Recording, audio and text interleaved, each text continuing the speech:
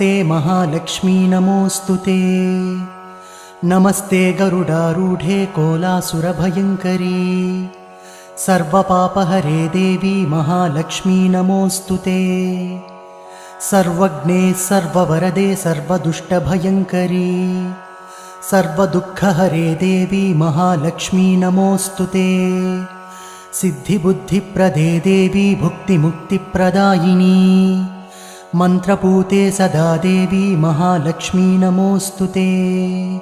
आद्यन्तरहिते देवी आदिशक्तिमहेश्वरी योगज्ञे योगसम्भूते महालक्ष्मी नमोऽस्तुते।